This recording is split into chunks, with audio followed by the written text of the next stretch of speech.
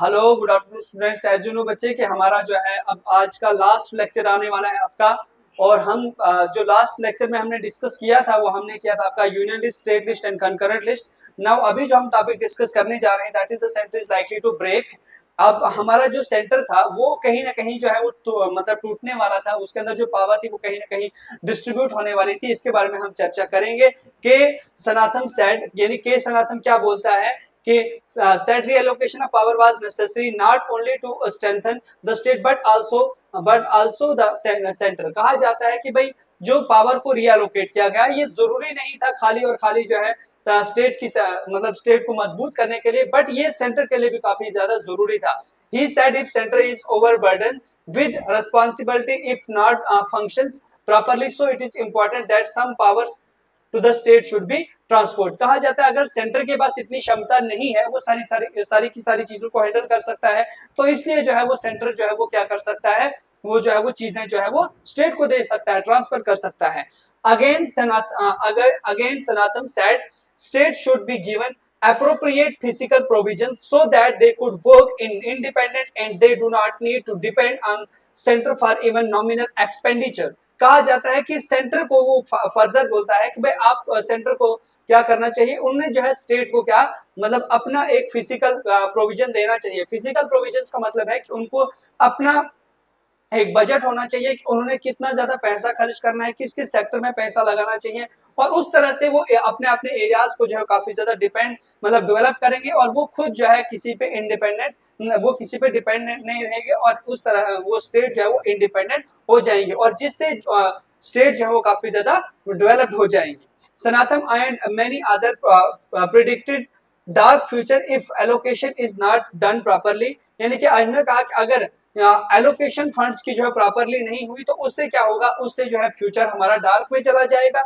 He further said that province might revolt against centre and centre will break. कहा कि centre province जो है वो किसके खिलाफ बगावत करेंगे, रिवोल्ट करेंगे सेंटर के खिलाफ और सेंटर टूट जाएगा। The exclusive power is centralise in the constitution. कहा जाता है फिर अगर मजीद पावर सेंटर के पास दी जाएगी तो वो सेंटर जो है काफी स्ट्रांग हो जाएगा। इसलिए हमें पावर डिवाइड करना, जो डिस्ट्रीब्यूट करना वो काफी ज्यादा जरूरी है। What we want today is strong government, यानी कि हम क्या चाहते हैं वो स्ट्रांग गवर्नमेंट बनाना चाहते हैं। The need to strong government had been future reinforcement by the event of the partition. कहा जाता है पार्टीशन की वजह से जो है ये जरूरत देखी गई कि हमें जो है वो सेंटर की पावर को जो है वो डिवाइड कर देना है। Many leaders like Jawaharlal Nehru, doctor B R Ambedkar, Gopal Krishna Ayyangar etcetera educated for strong centre, यानी कि ये कुछ रूलर्स लीडर्स के नाम हैं जिन्होंने काफी योगदान दिया है। किसके बारे में, इन्होंने कहा कि हमने क्या करना है, एडुकेट फॉर स्ट्रॉन्ग सेंटर, कि हमें सेंटर को काफी स्ट्रॉन्ग करना है। Before partition, the Congress had agreed to grant considerable autonomy to the province। लेकिन पार्टीशन से पहले कांग्रेस ये बोलती थी कि हमें क्या करना है, प्रोविंसेस को भी कुछ ऑटोनॉमी, कुछ ना कुछ पावर देनी है। This was agreed to satisfy the Muslim League, और इससे जो है मुस्लिम लीग भी काफी सेटिस्फाई हो गई थी। But after partition there was no political pressures and violence aftermath of partition gave further boost to centralise power. लेकिन उसके बाद कहा जाता है कि जब पार्टीशन होती है तो उसके बाद वैसी चीजें नहीं होती हैं और इसके बाद चीजें मतलब वो फिर से चेंज हो जाती है। जो पहले बोला गया था वो वैसा इन्होंने किया नहीं। पहला इन्होंने बोला क्या कि हमें जो है प्रोविंसेस को कुछ पावर देनी चाहिए थी, लेकिन इन्होंने जो है वो पावर नहीं दी। ठीक है। The language of the nation. अब लैंग्वेज को लेकर बच्चे काफी ज्यादा इशू उठता है कि हर एक चाहता है कि हमारी लैंग्वेज को इंपॉर्टेंस दी जानी चाहिए। In the Constituent Assembly, issues over national language was intensely debated over months। बच्चे लैंग्वेज को लेकर हम इंडिया की ऑफिशियल लैंग्वेज कौन सी रखें, इस बात को लेकर जो है बहुत ज्यादा चर्चाएं हुई। और कहां पे चर्चाएं हुई, हमारी असेंबली के अंदर जो है वो चर्चा हुई कि इंडिया की ऑफिशियल लैंग्वेज क्या रखेंगे। Language was an emotional issue and it was related to the culture and heritage of the particular region। Why? क्यों इतना ज्यादा इशू क्यों उठा? बिकॉज की लैंग्वेज जो है वो किसी के इमोशनल इश्यूज को जो है वो क्या करता है, मतलब प्रोटेक्ट करके रखता है। और ये रिलेटेड होता है किसके रिलेटेड, की कल्चर्स के रिलेटेड, के अपने अपने कल्चर को हम क्या करें, प्रिजर्व करें। वो हमारे लैंग्वेज में ही आता है। लैंग्वेज के अंदर बहुत सारी चीजें छुपी हैं जिसकी वजह से हम अपने कल्चर को और अपने रीजन को जो है वो क्या कर सकते हैं, प्रोटेक्ट कर सकते हैं और उसको रिप्रेजेंट कर सकते हैं। 1930 के अंदर क्या होता है, Congress when Mahatma Gandhi accepted Hindustani as a national language, यानी कि मेरे बच्चे कहा जाता है कि गांधी जी ने जो है वो क्या बोला, हिंदुस्तानी हमारी ऑफिशियल लैंग्वेज रहेगी। अब इसमें हिंदुस्तानी का मतलब है यानी कि हिंदी और उर्दू जिसको आज के टाइम में हम बोलते हैं। Hindustani language was easily to understand and was popular language among large section of India. कहा कि यही लैंग्वेज सबको ज्यादा समझ आती है, इसलिए इसको हम ऑफिशियल लैंग्वेज रखेंगे। Hindustani develop with the interaction of diverse culture and the language. कहा इसके अंदर अलग अलग कल्चर और अलग अलग लैंग्वेज मजीद आती है, जैसे उर्दू और हिंदी मैंने आपको बोल दिया। Hindustani language was chiefly made up of Hindi and the Urdu. मैंने अभी आपको पहले बोला था इसके अंदर हिंदी और उर्दू आता था, but it also contained words of the another language, but unfortunately the language also suffered from criminal politics। लेकिन इसमें तभी जो है क्रिमिनल पॉलिटिक्स हो जाती है, लोग जो है इससे सेटिस्फाइड नहीं होते हैं। Gradually Hindi and Urdu started moving apart. कहा इसके बाद उर्दू और हिंदी जो है वो एक दूसरे से अलग होना स्टार्ट हो गए। Hindi started using more Sanskritized words, similarly Urdu becomes more Persianized। अब इस तरह से हम देखते हैं कि हिंदी के अंदर संस्कृत की कुछ चीजें ऐड हो जाती हैं और इसी सिमिलरली उर्दू के अंदर जो है वो पर्शियन की कुछ चीजें ऐड हो जाती हैं। Even then Mahatma Gandhi retained his faith in Hindustani. लेकिन तब भी महात्मा गांधी को भरोसा था कि हमारी जो लैंग्वेज है वो हिंदुस्तानी रहेगी। He felt that Hindustani was a complete language for all Indians. इसने बोला कि हिंदुस्तानी हम सब के लिए क्या है, एक कंप्लीट लैंग्वेज है। और यहाँ पे देखिए मेरे बच्चे अलग अलग लैंग्वेज, जैसे लद्दाख की लैंग्वेज थी, कश्मीर के अंदर कश्मीरी लैंग्वेज थी, ये क्या बोलते हैं हिमाचल के अंदर हिंदी लैंग्वेज थी, पंजाब के अंदर पंजाबी थी, उत्तराखंड के अंदर जो है वो हिंदी थी। अलग अलग जगहों पे जो अलग अलग लैंग्वेज थी, जैसे गुजरात के अंदर गुजराती थी, महाराष्ट्र के अंदर मराठी थी। उसके अलावा मेरे बच्चे कनाडा के अंदर कर्नाटक के अंदर कनाडा थी। इसके अलावा आंध्र प्रदेश और ये क्या बोलते हैं कि आंध्र प्रदेश और ये तेलंगाना के अंदर तेलुगु लैंग्वेज थी। सिमिलरली आसाम के अंदर आसामी थी। इसको आप जो है वो बिल्कुल आप इसको जो है मैप को एक बारी देखोगे, ठीक है, ये काफी इंपॉर्टेंट मैप है। अपली फॉर हिंदी, अब हिंदी के लिए काफी ज्यादा रिक्वेस्ट की गई, ठीक है। R V Dulvankar a congressman from united province. United province की बात अगर हम कहें यानी कि आज के टाइम में जो हमारे पास उत्तराखंड है प्लस यूपी जो है, कहा जाता है यहाँ से कांग्रेसमैन जो है वो क्या बोलता है, strongly advocate that Hindi should be used for constitution making during the early session of the constituent assembly. इसने कॉन्स्टिट्यूएंट असेंबली के अर्ली सेशन में कहा कि हमारी जो लैंग्वेज है वो हिंदी रहेगी कॉन्स्टिट्यूशन मेकिंग के लिए। when informed that not all members knew Hindi, he asserted that those unfamiliar with the Hindustani were not fit to be member of the assembly and should leave। और इसने ये भी बोला कि जिसको हिंदी नहीं आती है उसको चाहिए कि वो असेंबली को छोड़ दे, वो असेंबली में मीटिंग अटेंड ना करे और वो कॉन्स्टिट्यूशन मेकिंग के अंदर कोई पार्टिसिपेशन ना रखे। His remarkable commutations in the house and order was restored through the intervention of the Jawaharlal Nehru। अब इसकी जो कुछ बातचीत हुई वो जवाहरलाल नेहरू के साथ, यानी कि जवाहरलाल नेहरू ने बोला नहीं ऐसा नहीं होगा कि आप कंप्लीट वे से हम जो किसी को नहीं रोक सकते हैं कि मतलब उसको हम बोले आप आ नहीं सकते हो, लेकिन इस पे काफी ज्यादा डिस्कशन इन दो के बीच में हुई। The issue of the language continue to be disruptions in assemblies proceeding for nearly 3 years। कहा जाता है 3 साल तक जो है वो असेंबली के अंदर यही बात चलती रही और लैंग्वेज का इशू होता गया। On 30th September 1949 Dulukar once again raised the matter of Hindi despite the language of committee proposing the compromise Hindi in Devanagari script as the official language, English to continue for 15 years and province permitted to use regional languages of official purposes। अब कहा गया कि इसने फिर से बंदे ने बोला कि नहीं हमें हिंदी ही लैंग्वेज यूज करनी है, लेकिन इसके अलावा जो है कि हिंदी हमें ये देवनागरी स्क्रिप्ट से रिलेटेड है, ये सब लोगों को समझ आती है। फिर इसने ये भी देखा कि भाई 15 सालों के अंदर इंग्लिश लैंग्वेज को यूज किया गया, लेकिन फिर से ऑफिशियल डिमांड्स वही आ रही थी कि भाई हमें जो है हिंदी लैंग्वेज चाहिए, ठीक है। The committee deliberately use the term official language instead of the national language. अब यहाँ पे कमेटी ने बोला ऑफिशियल लैंग्वेज वर्ड यूज किया, ना ही कि नेशनल लैंग्वेज वर्ड जो है यूज किया, to reduce the tension between the supporter and the opponent of Hindi. अब जो इस हिंदी लैंग्वेज को सपोर्ट करते हैं और जो इसको रिजेक्ट करते हैं उनके बीच में क्या हो जाता है, कॉन्फ्लिक्ट हो जाता है। Dulankar rejected this compromise, insisting that Hindi should be declared the national language, not merely as official one. कहा कि हिंदी को हम नेशनल लैंग्वेज बोलेंगे, ना ही कि इसको हम बिल्कुल जो है वो क्या बोलेंगे, मतलब ये ऑफिशियल लैंग्वेज नहीं बोलेंगे, इसको हम नेशनल लैंग्वेज का दर्जा दे देंगे. He criticized those who oppose Hindi, including those who advocate Hindustani in Gandhi's names, and described the adaptation of Hindi as a historic achievement rather than a concession. अब कुछ लोगों ने बोला कि नहीं, इसको हमने ये क्या बोलते हैं, हम इसको क्रिटिसाइज करते हैं कि हिंदी क्या है, ये इन्होंने इसको डिस्क्राइब किया कि एक ऐसी लैंग्वेज है जो हमारी हिस्टोरिकल अचीवमेंट्स है, तो इसलिए जो है क्या कि हमें हिंदी जो है वो क्या करनी है, इसको ही अडॉप्ट करना है. His forceful tones disrupted many members, and the president of the assembly interrupted him several times. Thought he continued to be present his argument, और ये अपनी बात जो है बंदा फिर से बोलता रहा कि हिंदी को हमने जो है वो ये कुछ करना है, और इसने बहुत बार जो है यही बात अपनी सेम रखी. Dwankar's effort illustrate the intense debate over language in the Constituent Assembly and the tension between the compromise and firm advocacy for Hindi. और इसने कहा कि कॉन्स्टिट्यूएंट असेंबली के अंदर भी कि आप जो है वो बाकी लोगों को बोलो कि आपको हिंदी ही जो है वो अडॉप्ट करनी है, और बाकी इसके साथ जो है कॉम्प्रोमाइज करना पड़ेगा, क्योंकि हमें हिंदी ही जो है वो रखनी है ऑफिशियल लैंग्वेज. ठीक है.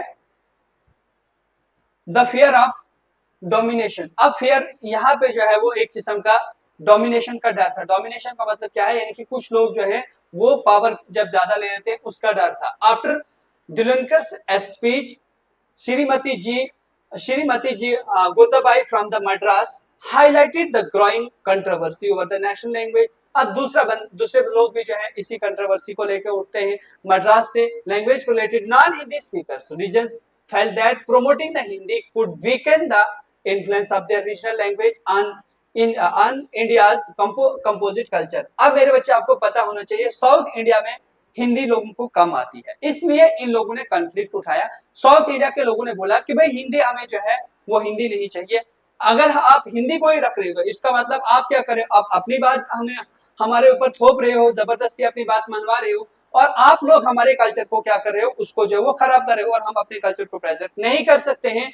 Despite strong opposition in the south, Durgabai and other had earlier promoted Hindi. अब यहाँ पे इतनी ज्यादा कंट्रोवर्सी हुई, लेकिन कुछ लोगों ने तभी जो हिंदी को ही प्रमोट किया. Set up schools and conducted classes following Mahatma Gandhi guideline. अब गांधी जी की जो गाइडलाइंस थी उसको फॉलो करते हुए बहुत सारे स्कूल्स ओपन हुए, बहुत सारी क्लासेस के अंदर जो है वो हिंदी पढ़ाई जाने लगी. She expressed disappointment that earlier enthusiasm from the Hindi was now met with the resistance and agitation. कहा कि ये जो आप हिंदी को इतना प्रमोट कर रहे हो ना, इसका मतलब आप लोग हमारे खिलाफ जरूर जुल्म कर रहे हो, और हम इसके खिलाफ रेजिस्ट करेंगे आपको, और हम जो है वो काफी ज्यादा शोर उठाएंगे. Durgabai support Hindustani which included words from the Urdu and regional languages, and warned that removing these elements could threaten its inclusive characters and create fear among the language groups. और कहा जाता है इससे जो है लोग जो अलग अलग लैंग्वेज ग्रुप्स के लोग थे उनके बीच में भी जो है वो डर होने लगा. अब शायद से लैंग्वेज को लेकर जो है वो काफी ज्यादा कंफ्लिक्ट जो है वो न उठ जाए. Many assembly members stress the need for the careful handling and accommodation of the different opinions. और कहा कि मेमोरी इससे कॉन्स्टिट्यूएंट असेंबली के जो मेंबर्स थे उन्होंने अपने अपने ओपिनियंस दे दिए इस मैटर को लेकर. ठीक है. Shri Shankara Rao stated that while he accepted Hindustani as the national language, support for Hindi required avoiding actions that raise suspicion or fear. और कहा जाता है कुछ लोगों को डर लगने लगा कि अगर इन्होंने हिंदी को रख लिया लैंग्वेज तो उससे जो है वो दूसरी लैंग्वेज जो काफी ज्यादा सप्रेस हो गई, और इन्होंने जो इस बात को अवॉइड करना जो वो स्टार्ट कर लिया. T A. Ramalingam Chitaria argued that Hindi should not be pushed aggressively. At this could have bitter feelings and harm national unity. इस बंदे ने सिंपल में बोला कि भाई ये हिंदी आप जो लगा रहे हो तो इससे लोगों के बीच में काफी कॉन्फ्लिक्ट होने वाला है, और इससे लोगों को एक दूसरे के बारे में नफरत हो जाएगी, और नेशनल यूनिटी हमारी खतरे में चली जाएगी. Members emphasized that mutual adjustment and dialogues were essential for a united India, and no language should be imposed in anyone. कहा कि भाई मेंबर्स ने जोर दिया कि कोई भी लैंग्वेज पर्टिकुलरली एक लैंग्वेज नहीं रखेंगे, तो कहा कि हम इसके ऊपर डिबेट डिस्कशन करेंगे, देख लेंगे फाइनली कौन सी लैंग्वेज रखनी है, लेकिन फिलहाल कोई लैंग्वेज हमारी ऑफिशियल लैंग्वेज नहीं रहेगी. The debates highlighted that the fear of dominations of one language needed to be addressed to maintain national harmony and unity. कहा कि अगर एक लैंग्वेज आपने रख ली तो उससे जो है नेशनल की हार्मोनी और यूनिटी के ऊपर जो है काफी ज्यादा जो है वो खतरा हो जाएगा. Foundation and principles of the Indian constitution. अब मैं आपको बच्चे बोलूं, यहाँ पे देखिए इंडिया के कॉन्स्टिट्यूशन में लिखा है कि यहाँ पे ऑफिशियल लैंग्वेजेस 22 है. कितनी है? 22 लैंग्वेज. और वो अलग अलग लैंग्वेजेस जो है वो हमारे मतलब इसमें जो है संविधान में लिखी है कि उनको जो है इंपॉर्टेंस दी गई है. समझ आया?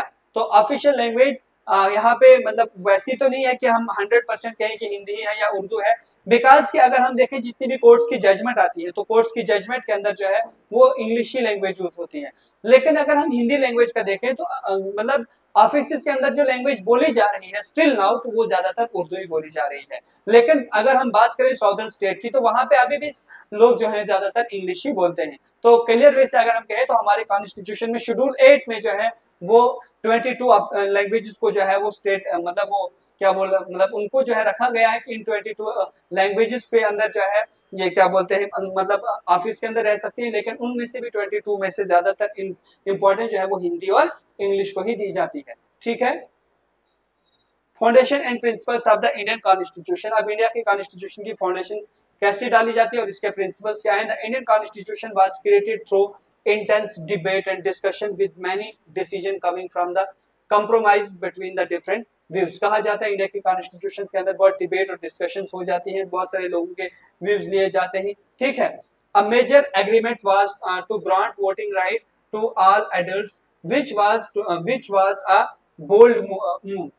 In other countries, voting right were given gradually. कहा जाता है कि मेजर एग्रीमेंट जो है वो होता है लोगों के बीच में वोट्स के बारे में, किनको वोट दिए जाएंगे, सारे अडल्ट्स को वोट मिलने चाहिए. और कहा जाता है यही एक काफी ज्यादा जो है शिफ्ट यहाँ पे हमें देखने को मिलता है. और अदर कंट्रीज के अंदर अगर हम देखें तो वोटिंग राइट वेर गिवन, जहाँ पे जो इंडिया के साथ कंट्रीज इंडिपेंडेंट होती है वहां पे वोटिंग राइट उनको बाद में मिलते हैं, लेकिन इंडिया में राइट टू वोट जो है लोगों को पहले ही मिल जाता है. अनदर की फीचर वाज सेक्युलरिज्म. मेरे बच्चे सेक्युलरिज्म ये है कि इसमें दो कंसेप्ट है. एक कंसेप्ट सिंपल में ये कहता है कि हम किसी भी स्टेट किसी भी रिलीजन को फंडिंग नहीं करेंगे. एक तो कंसेप्ट ये है. इसका मतलब स्टेट किसी भी रिलीजन के खिलाफ नहीं है, बट स्टेट हर एक रिलीजन को इक्वल इंपॉर्टेंस देती है. दूसरी साइड इसी सेक्युलरिज्म की ये भी है कि स्टेट अगर फंडिंग करेगी तो हर एक रिलीजन को करेगी, तभी वो स्टेट सेक्युलर है. समझ आया? यानी कि अगर स्टेट फंडिंग करेगी सब रिलीजन को फंडिंग करेगी, अगर करेगी नहीं तो किसी को नहीं करेगी.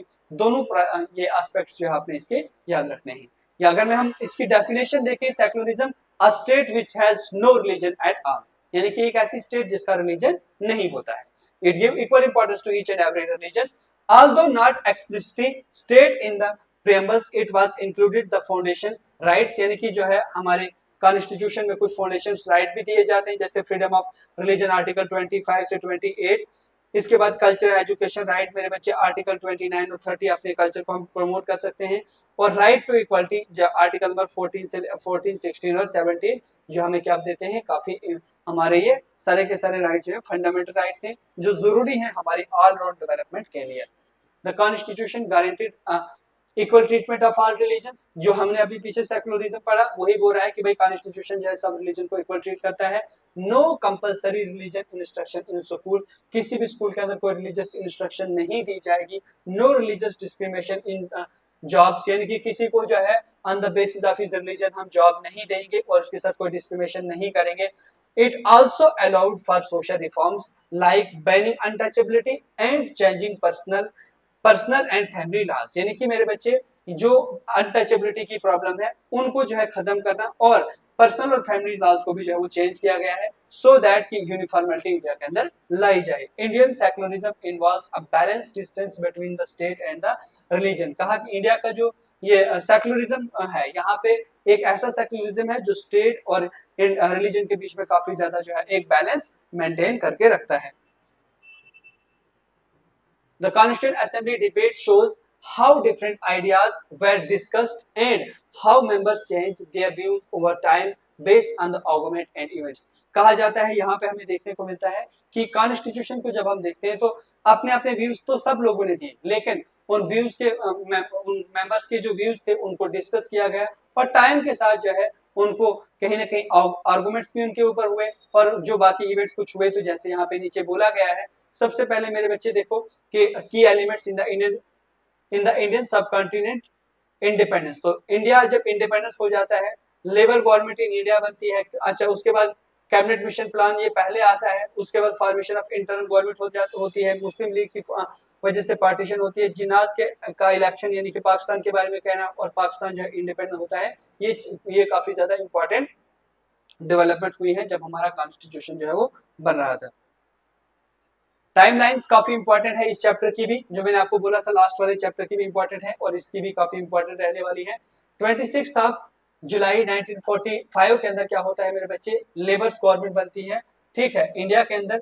और 16 मार्च 1946 के अंदर कैबिनेट मिशन अनाउंस करती है कॉन्स्टिट्यूशनल स्कीम इंडिया के अंदर। 16 जून 1946 के अंदर कैबिनेट मिशन प्रेजेंट करती है कुछ स्कीम्स किसके related, formation of interim government as at centre, जो हमारे पास इंडियन नेशनल कांग्रेस की गवर्नमेंट बनी। और 2 सितंबर 1946 को क्या होता है, Congress form the interim government. और 30 अक्टूबर 1946 के अंदर मुस्लिम लीग जो है वो डिसाइड करती है to join the interim government. Then 11th of August 1947 को जिन्ना was elected as the president of the Constituent Assembly of Pakistan। 14th of August 1947 को पाकिस्तान का इंडिपेंडेंस डे होता है और 15th of August 1947 को हमारा इंडिपेंडेंस डे जो है वो सेलिब्रेट किया जाता है। अब कंक्लूजन की बात अगर हम करें, India's path to independence in 1947 was tumultuous, marked by the partitions, violence and displacement। यानी कि यहाँ पे बहुत एक, जब हम इंडिया की पार्टीशन पढ़ते हैं तो इसमें बहुत कियासनेस, बहुत ज्यादा जो है हालात खराब हमें देखने को मिलते हैं। पार्टीशन तो हो जाती है, इंडिया तो इंडिपेंडेंट हो जाता है, लेकिन साथ में पार्टीशन भी हो जाती है and that is also very, मतलब वो एक कहीं ना कहीं जो है एक सेटबैक रहता है।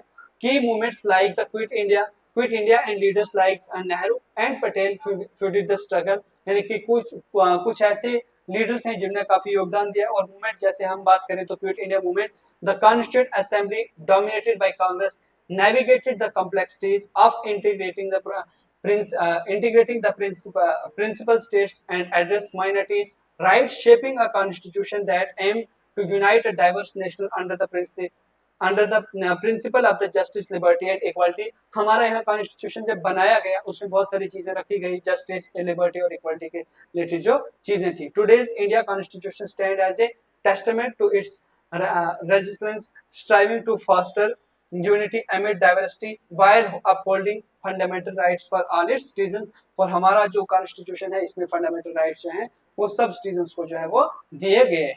ठीक है, आई थिंक कि आपको जो है ये लेक्चर जो है आज का समझ आया होगा। तो आज आपका जो सिलेबस है वो बिल्कुल कंप्लीट हो जाता है। तो अब आप बच्चों तक है कि आपने इसको रिवाइज करना है और अब आपका शेड्यूल आगे क्या रहेगा, आपके रिलेटेड हम कुछ ये क्या बोलते हैं और लेक्चर्स रहेंगे, डाउट क्लियरिंग सेक्शंस होंगी, क्या होगा व्हाटएवर जो भी होगा, तो वो जैसे हमारे ये सर गाइड हमें करेंगे तो वैसा ही हमें करना है। फिलहाल के लिए आपका जो सिलेबस है वो हमने कंप्लीट कर लिया, जो हमारे शोल्डर्स के ऊपर एक बहुत बड़ी रिस्पॉन्सिबिलिटी थी वो जो हमने पूरी कर ली। तो बच्चे अब आपको तक है कि आपने जो है वो चीज़ों को रिवाइज करना है, इन लेक्चर्स को देखिए, इन पीपीटीज को पढ़िए, उसके बाद अपने एनसीईआरटीज को खोलिए, वहाँ से जो है चीज़ों को समझने की कोशिश कीजिए। तो बाकी जो है मिलते हैं कहीं ना कहीं, कोई एक दो लेक्चर शायद और से आ जाए कुछ नई चीज़, तो तब तक के लिए जो है खुदा हाफिज।